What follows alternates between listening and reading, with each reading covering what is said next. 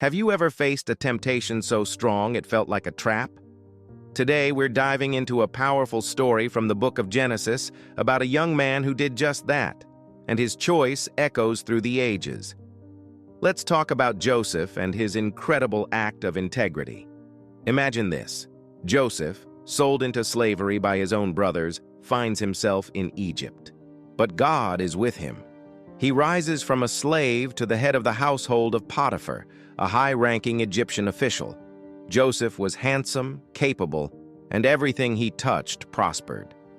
Things were looking up, but a severe test was just around the corner. Genesis tells us that his master's wife, Potiphar's wife, cast longing eyes on Joseph.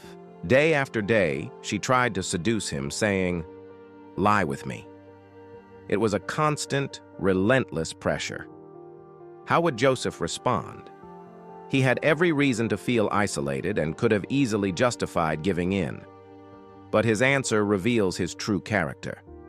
He told her, "Look, my master trusts me with everything in this house. He has kept nothing back from me except you, because you are his wife. How then can I do this great wickedness and sin against God?" Notice who he was most concerned about offending.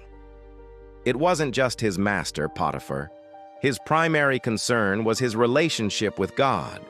He understood that sin, at its core, is a transgression against our Creator. The pressure mounted. One day she found him alone in the house, grabbed him by his cloak, and made her demand one last time. What did Joseph do? He didn't argue. He didn't hesitate.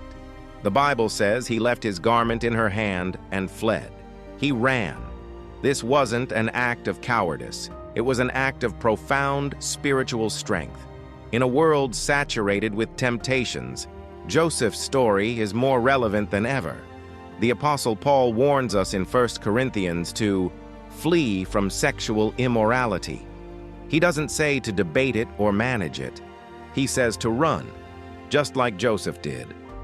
Fleeing is a strategy of wisdom, not weakness.